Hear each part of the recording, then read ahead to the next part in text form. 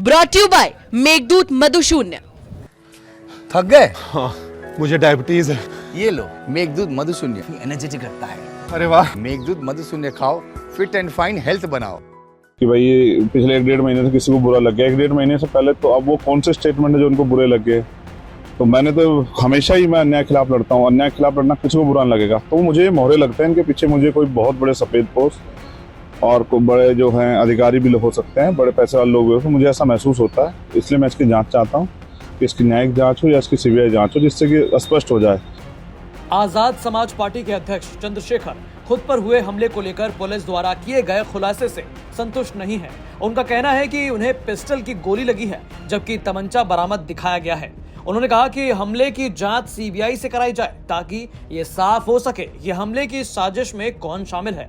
देखो, पुलिस ने खुलासा किया है, कई लोग गिरफ्तार भी किए हैं, मगर मैं समझता हूँ ये पर्याप्त नहीं है, क्योंकि अभी इन्वेस्टिगेशन का बहुत बड़ा हिस्सा बाकी है। एक रात में जो पूछताछ हुई है और इतनी आसानी से कोई सत्य नहीं बताएगा किस तरह से उनसे पूछताछ हुई है। मैं भी इस घटना के बारे में जानने में बड़ा उत्सुक था। कुछ जो जवाब आया उससे मुझे कोई संतोष नहीं मिला कि भाई किसी कोई बयान से मेरे हाथ होकर वो किसी को गोली चलाते। उनको अपनी जान की परवाह भी थी, उनकी भी जान जा सकती थी। अगर हम पे हथियार होते और जवाबी हमला हो जाता तो नुकसान हो सकता था। तो मैं समझता हूँ इसके पीछे ये कॉन्स्पिरेसी है, इसके पीछे और बड़े लोग शामिल हो सकते हैं, कुछ सफेद पोस्ट, कुछ अधिकारी। तो जब तक ये जो है इन्वेस्टिगेशन ना हो जाए, क्योंकि इन्वेस्टिगेशन कई पार्ट हैं, वो लोग यहाँ कब आए, कैसे आए। जैसे मैंने देखा और हमारे साथियों ने भी मुझे बताया कि उनके पास ऑटोमेटिक जो है हथियार थे, पिस्टल टाइप भी जो है उनके पास उन्होंने देखी, उनके कलर वगैरह भी उन्होंने बताए। वो सब हथियार उनको किसने मुहैया कराए, क्या उनको किसी ने फिरौती दी थी जिस फिरौती के दम पे वो हत्या करना चाहते थे। क्योंकि वो उनका घरेलू बैकग्राउंड ये बताता है कि कोई बहुत क्रिमिनल या उस तरह के बहुत पैसे वाले लोग नहीं है किस तरह का वो उठाएं। वो उन्होंने गाड़ी मीरकपुर में क्यों खड़ी की, जिनकी गाड़ी में भी तेल नहीं था, उनको भागना तो था, ये तो सत्य है ना। तो उन्होंने तेल क्यों नहीं गिराया जानबूझ के? क्या मीरकपुर में गाड़ी खड़ी की गई?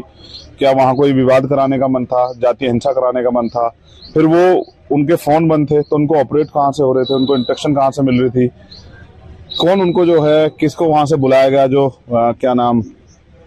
वो वापस अपने गांव में पहुंचे जहां का वो लड़का रहने वाला था। सब लोग वहीं पहुंचे। बहुत अक्सर ऐसा होता घटना के बाद आदमी सुरक्षित जगह जाने पर, सुरक्षित जगह उनका अपना गांव था, वो छोड़ के मीरकपुर गाड़ी लेके क्यों गए? और फिर उसके बाद जो है उनको वहां तक कौन छोड़ के आया? इस बीच में बहुत सारी चीजें, उनकी सीडीआर जो है निकाली जाए, किन नंबरों को यूज कर रहे थे, किसको उन्होंने फोन किया, किसने उनको फोन किया, कहाँ से, इन सब चीजें सब विवेचना का पार्ट है। मैं समझता हूं कि पुलिस जो है सरकार की होती है, तो स्टेट सरकार का भी एक दबाव होगा, लोगों में आक्रोश भी है कि जल्दी जल्दी मामले को किया जाए। तो कुछ लगता है हिस्से पे बात हुई है और जल्दबाजी कुछ कर दी गई, जैसे बिना ब्लास्टिंग रिपोर्ट के कह देना कि गोली इस वेपन से चली है। तो अभी मुझे लगता है कि धीरे धीरे पुलिस की जांच आगे बढ़ेगी और भी जो इसमें लोग शामिल हैं, ये जो एक गिरोह टाइप है और जिन्होंने इनको फिरौती दी, जैसा मुझे महसूस होता है किसी ने इनको इशारा दिया है, उसके लिए साधन मुहैया कराए हैं। ऑटोमेटिक पिस्टल आसानी से नहीं मिले, वो भी प्रतिबंधित पिस्टल जो हैं।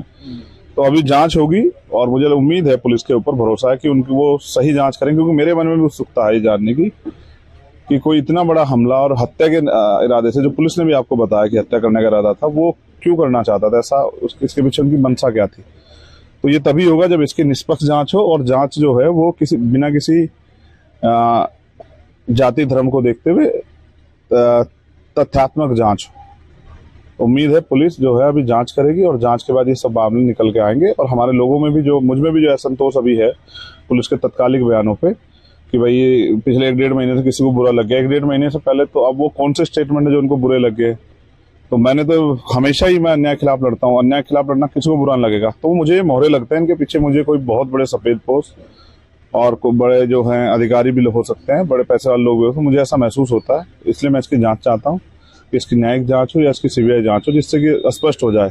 क्योंकि अभी 1-2 दिन पहले ही ये लोग मजाक उड़ाते कि अपने आप अपने ऊपर हमला करा लिया है, तो पुलिस भी इनकी है। तो अब चीजें धीरे धीरे साफ आई हैं, कुछ बच्चे इनमें से हैं, कुछ लोग और भी हो सकते हैं। मुझे लगता है इनकी संख्या बढ़ सकती है, और क्योंकि हथियार आपने सुना, हथियार की संख्या बढ़ सकती है। और जब इनकी अच्छी तरह जांच होगी रिमांड पे लेके, तो मुझे लगता है कि बहुत सारी चीजें निकल के आएंगी। आपको बता दें कि पुलिस ने इस हमले को अंजाम देने वाले 4 आरोपियों को हरियाणा के अंबाला से अरेस्ट किया था। उन्होंने पूछताछ में बताया कि चंद्रशेखर आजाद के बयानों से आहत होकर उन लोगों ने चंद्रशेखर पर गोली चलाई थी। ये बात भी सामने आई है कि चंद्रशेखर पर हमला करने वाले शूटर्स अंबाला कोर्ट में सरेंडर करने की तैयारी में थे, लेकिन तभी पुलिस ने उन्हें दबोच लिया। पकड़े गए 4 हमलावरों में 3 देवबंद के रहने वाले हैं। इनकी पहचान प्रशांत, विकास और लविश के रूप में हुई है। वहीं एक अन्य शूटर विकास हरियाणा का रहने वाला है। ब्यूरो रिपोर्ट, यूपी तक।